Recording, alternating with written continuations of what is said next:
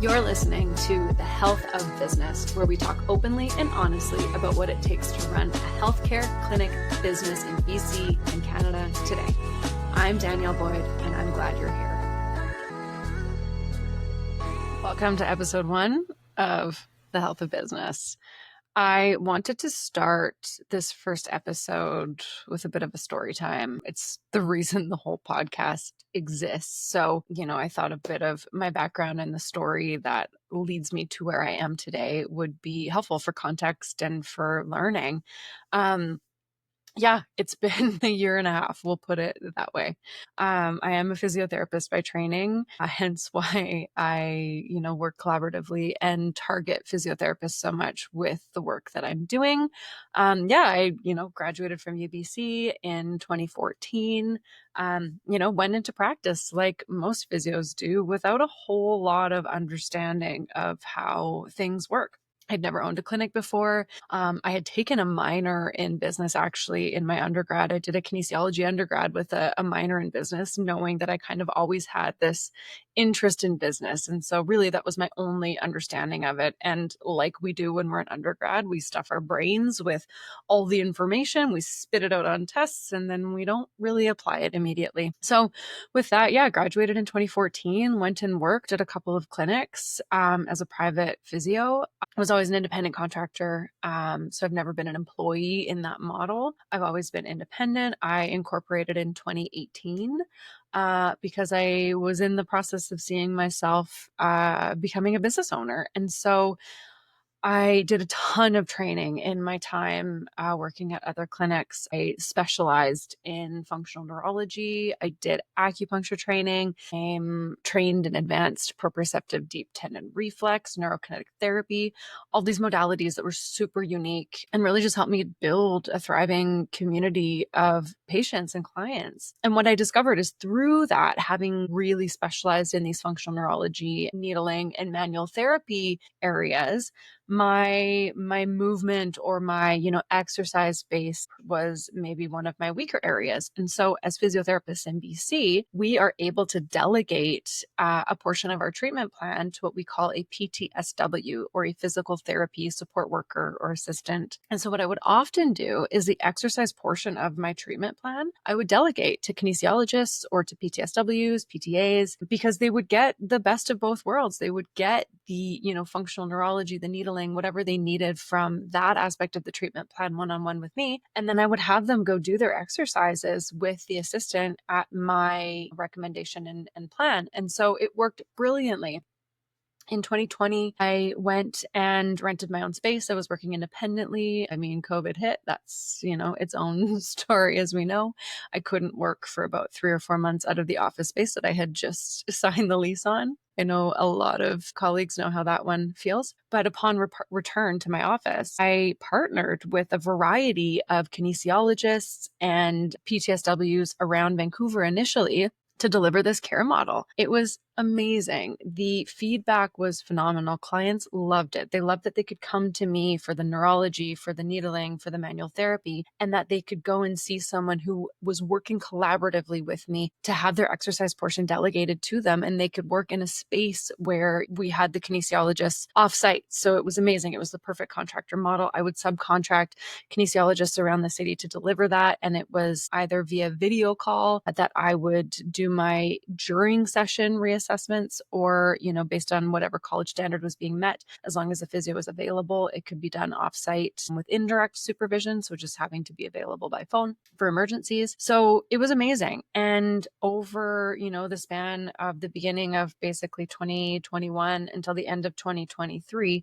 this model expanded like crazy. I ended up hiring several other physiotherapists, and we had at one point up to 55 staff members across British Columbia delivering this model. So the physios would assess either in person or online, depending on what their level of comfort was with the case. And then they would do their own treatment plan, one-on-one, and then they would delegate the exercise portion out to the PTSWs and kinesiologists. And the most amazing part of this is we were expanding into more remote communities where there wasn't access to physiotherapy. So it was unbelievable, because if we could find somewhere where they had someone who was just, incredible at movement, or they had a kinesiologist, but no physiotherapist, we were able to do telehealth facilitated sessions, and it was phenomenal. It was growing, month over month, we were growing, and year over year. I mean, I think in the first year we did 200 and something K, the second year, 600 and something K. And in our third year, we were on track to do $1 million. So this was really growing. The clients were loving it. And in my opinion, it was such a unique and cutting edge model because we were able to create, access to physiotherapy and to quality care, especially as we grew into new places where physio wasn't necessarily available. Fast forward as this is growing to, about September, October 2023, and we as a community start hearing of audits being performed and specific insurance companies starting to audit and ask for money back where PTSWs or physio assistants are being used. So for many companies, a lot of us direct billed. When we direct bill an insurance company on the back end, there's no questioning or there's nothing in the terms and conditions. There was at that time nothing public facing, nothing clinic facing, and nothing in the agreement or any of the tick boxes or any of the procedures in the direct billing process that indicate or ask us to indicate whether a PTSW or physical therapy assistant was used in the process. So because there was nothing indicating that that was not allowed, many of us continue to direct bill for the services. And we assume that because we were meeting scope of practice and we were compliant with our college standards, nothing was wrong with this model. So many people were, starting to get audited, and some of the clinics who didn't direct bill were having bills sent to their patients for this.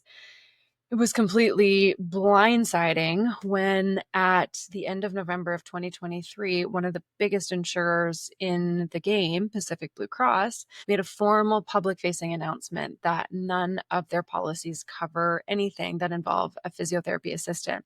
And that can be either with direct supervision or indirect supervision. We have different standards we have to abide to, and depending on the level of involvement of a physio, we either have to indicate a PTSW was used on a receipt or we don't. And so in my company, our physios were involved in every single session. They were video calling in or they were in person or whatever. There was, a level of physiotherapy reassessment being done every single time. So in our case, we didn't have to put PTSW in the receipt. We had actually stopped direct billing for other reasons, but many, many clinics were continuing to direct bill. And because we don't actually submit the physical receipt when we direct bill, no one was under the impression that we couldn't use PTSWs. So when they made that formal announcement and we're sending out bills and audits to colleagues, we got really scared and really nervous. And my business lost about 75-80% revenue overnight because we were working really closely with the nursing population who were really benefiting from the program of, this hybrid model that we had introduced.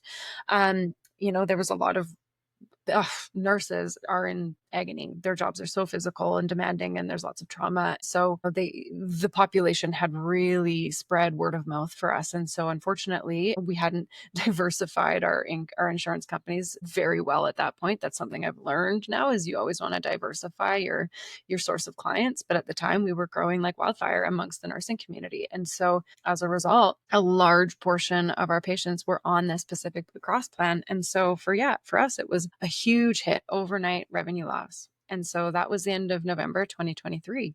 From there, I had a little bit of other active rehab going through. I was still practicing within my own practice. I had moved to Kamloops from Vancouver. So most of my clients were still in Vancouver at the time, but I had left my practice almost entirely so that I could run this business. And so, here I was. I found myself in a brand new city with no, necessarily like work or career connections. And I had lost this thing that I had spent so much time building. There was enough revenue coming through to, limp it along for a while and continue to pay rent and whatnot. But I had to let go a lot of my staff members. They weren't, there was no more clients for them to see. And they weren't even necessarily employees, but we had all these contractor models and partnerships with different kinesiologists around the province. And the worst part is we had to stop offering the service to clients that loved it and were benefiting from it and getting better and, all the things that we want to do as physiotherapists. And so,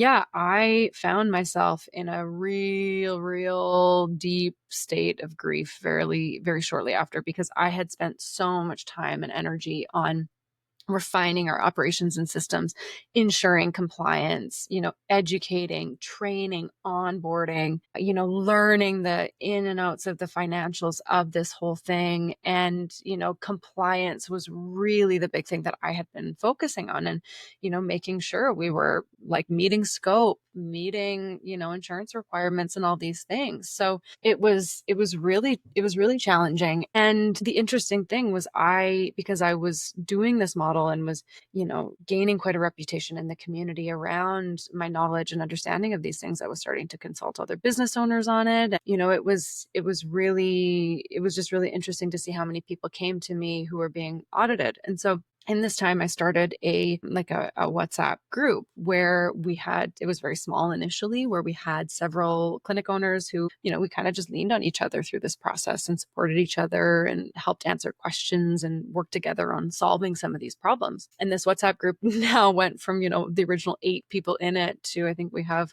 close to 250 people in it now.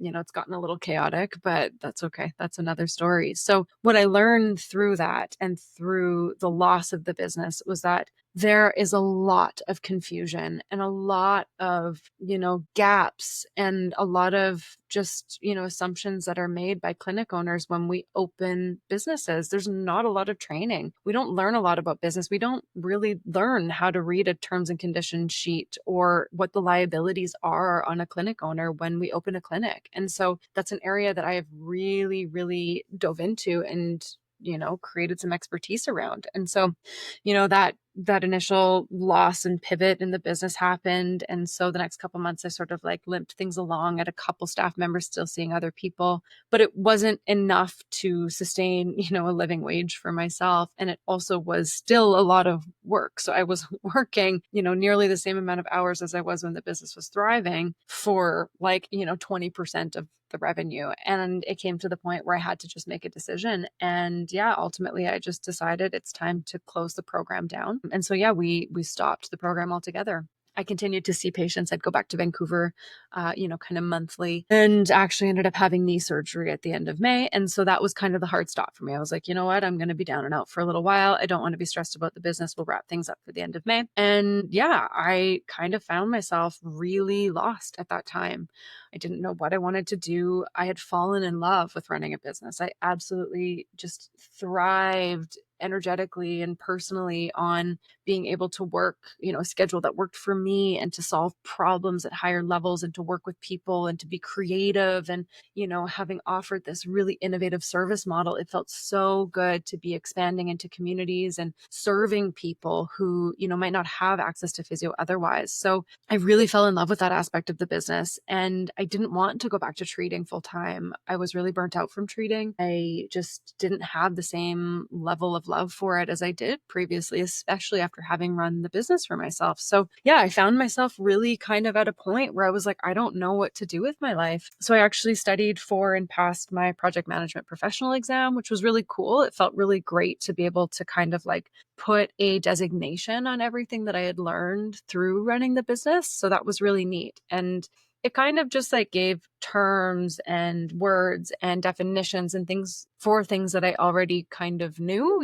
like when you're running a business, you figure things out and you create a system, but then you're like, oh, okay, that's great. That actually has a name. Great, cool. Now I know it. So being able to get the PMP designation was really great and kind of a cool silver lining, because it proved to me that I already knew a lot about business and management. And yeah, it was just a really neat sort of like bow to be able to put on that, so that it didn't feel entirely like this loss that it felt like at the time. And I mean, now I look back and it was absolutely not a loss. I learned so bloody much through the process, but hindsight is 2020, of course.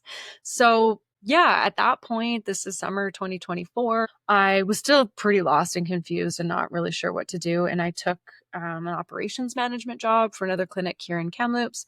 Again, another amazing learning opportunity, but it still just didn't feel like mine. Really, it's hard, it's humbling. And, I probably had a bit of ego within all that. I just wanted to own my own business again. And I wanted to be able to work the hours that worked for me. It just didn't quite feel aligned to be running a business for someone else when I knew how much passion I had to do it for myself.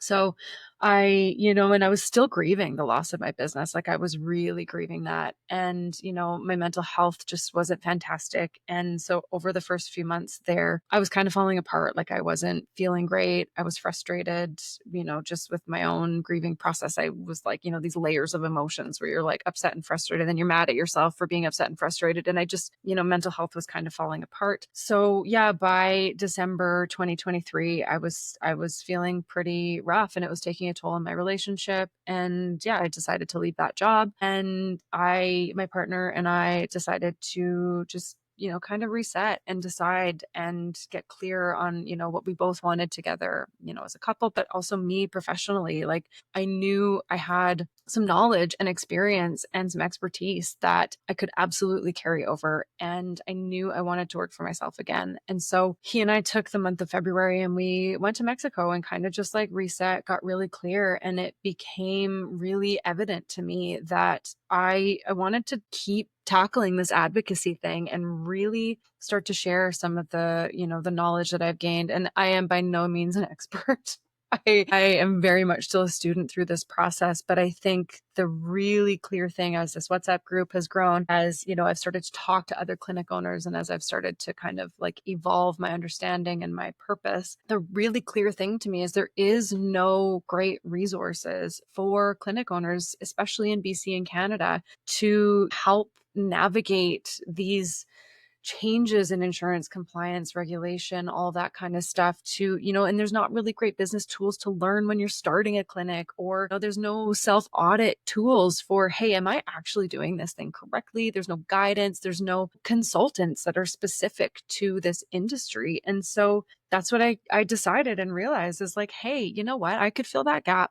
I love to talk. I probably talk way too much, but hence why a podcast is a great option for me to just keep talking and talking. But also, I want to be the coach and consultant that I would have loved to have turned to when things were starting to show their head at that insurance companies were auditing, or I wasn't sure about whether I was meeting compliance with the college, or like I just had an idea I needed to like soundboard on. I have decided I want to be that person for other clinic owners because it doesn't really exist in our industry. And with that, I also think it's really important that we band together on advocacy items, expanded scope of practice, increasing our fees at the MSP level, negotiating these terms and conditions and contracts with insurance companies, Pacific Blue Cross, ICBC, all these big players who've always just sort of given us these like one-sided sets of terms and conditions if we want to bill them or be involved in their in their care plans. And so I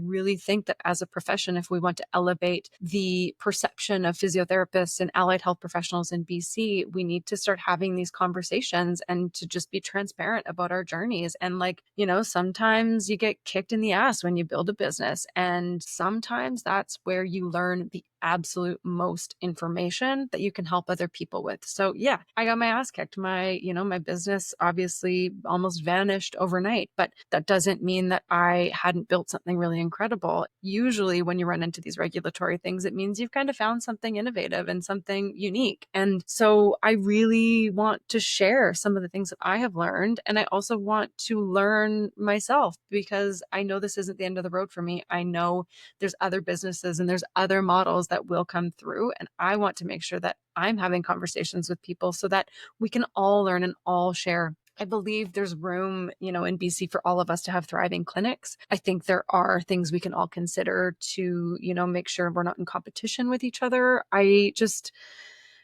want to bring the profession closer together. I want to provide resources, and I want to just shine a light on some of the challenges that many of us clinic owners are dealing with. So yeah, there's no shortage of physiotherapy and business content out there. There's podcasts on every topic, you name it. But I find a lot of it focuses either on the clinical side of it or the like brand building side of it. There's nothing really, from what I've found, that is at the intersection of like building a clinical business. And that's where I want this podcast, The Health of Business, to step in and fill that gap. So this one is for the people who feel like they're just holding it together behind the scenes. This is for the people who are constantly thinking about their staff and burnout and billing, and these people who are already leaders or about to become leaders and just need a place to think out loud or feel supported or like hear some other experiences and think about ways that other people have done it. So whether you're in your first year of running a practice or your 15th, or you're in the process of selling your business,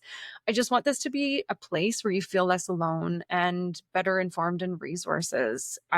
We don't get a lot of this education in physio school. So let's fill that gap and have these conversations. So yeah, I guess that's kind of my backstory and my feelings and thoughts. I have many of them. I'm sure they're going to come out over the episodes, but the way I've structured this podcast is I want to, explore it from kind of like the different systems that we would operate a clinic from. And I want to use the framework of, looking at the business like a human body, right? So we'll explore what I would call the 7 systems of a healthy clinic or a healthy business. So I like to use this framework in my consulting work as well. And it's really just a way of looking at business like we would a human body. So I want to walk through the 7 systems that I like to look at in the business. So the first system we have is our nervous system. And so we've equated this to our clinical services and products. These are the brains of your organization. We are clinicians. We've got, a service-based product that we have acquired through knowledge and training. And so this is the brains of our operation, and it is communicated through the entire nervous system of our operation. So the second system we have is the musculoskeletal system, and these are our operations, workflows, and systems. These are the bones and muscles of our whole operation. If we don't have strong bones, we don't have strong workflows, we don't have strong systems in place, then that system can suffer.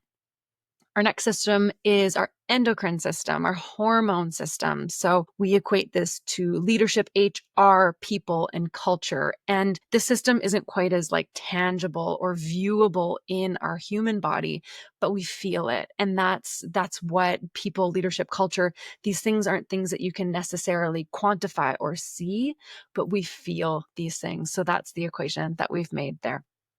The next system we have is our cardiovascular system. This is money, money, money. So this is our blood flow. This is the cash flow, the blood flow, the in, the out, the cleaning of our entire business. So without blood flow in our body, we are not healthy. And without cash flow in a business, we are also not healthy. So that is the next system that we'll dive into. So the fifth system we have is our immune system. And this one is one that kind of operates in the background, as we know, in the human body. But this is compliance, risk management, and regulation from a government and insurance company level. So as our immune system, it is there, it's operating in the background, and it goes to bat for us when we have an external insult. So when we get sick or we're exposed to a virus, our immune system kicks into gear. And because we've been working on it and it's healthy, it'll fight that thing off. If we have an audit, or we have something scary happen, a flood in the clinic, or, COVID happens. I mean, that one's a little less predictable, but if we have an external insult, we're prepared. We have good, healthy systems in place in our compliance, regulatory, legal aspects in our business. The sixth system is what we would refer to as the integumentary system. This is our skin. This is dermis, epidermis. This is our skin system. This relates to marketing and branding. This is how we present ourselves to the community. This is, the physical body. Obviously, our skin is what's exposed to the world. And so healthy skin obviously requires inputs on multiple different levels, but it ultimately reflects in how we present ourselves to the world. So just like the skin integumentary system, the marketing and branding of our clinic is how we present ourselves to the world and to the community and to the clients that we serve, and also to potential staff. So that's that system. The last system is the respiratory system. And the one that equates to that is professional advocacy and awareness around scope of practice. And so this might not be something that a lot of people address as a system in their clinic, but it is essential to creating fresh air and keeping the environment that we live in and breathe in, keeping it healthy, right? So professional advocacy isn't about, rah, rah, rah, constantly, being active in advocacy at, the level of government, et cetera.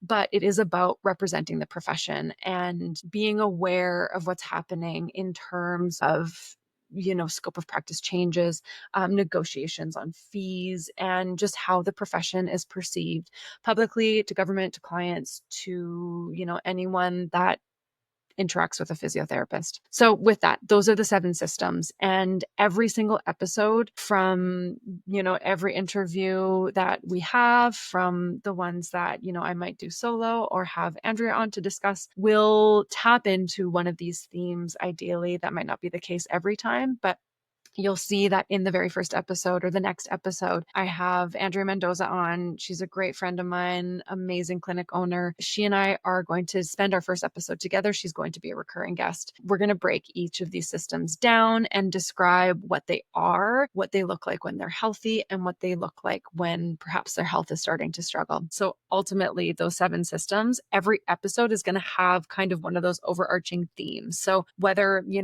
we get someone on the show to talk about finances, that's going to be looking at that bucket. And then we might talk about like marketing and referrals. And then we might talk about like creating culture within your clinic. And so those are all going to fall into each one of those systems. So yeah, I'm sometimes going to have guests on. I've had lots of awesome chats with clinic owners that I'm really excited to get out there for you. Sometimes it'll just be me. Like maybe I'll have a thought and be like, hey, let's jam by myself. Cool, whatever. And then, sometimes I want to have these like little shorter episodes where we like, hey, there's a question that's been asked in the community. Let's dive deep into it and actually just do a real quickie and see what's happening. So yeah, you might get a bit of variety, a few different things, but I think there's some real major nuggets of wisdom within all of this. So I'm super excited to get going and to share some of these episodes with you.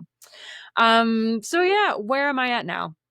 I have entered the public system. I am doing some casual work with interior health at urgent care. So I have many, many thoughts on the public system and how physiotherapists can support that. I am consulting. So I am working with clinic owners on refining these systems and diving deep into any of these resources and challenges. And I've created a podcast. I really think it's a great way to connect with the community. And so, yeah, you can learn more about all of these things. I like to do project-based work. So if you have a project that you're trying to create in your clinic, I want to hear about it. So if consulting or anything, project management feels aligned for you, I'm available. Would love to chat. You can find all my information at danielleboyd.ca.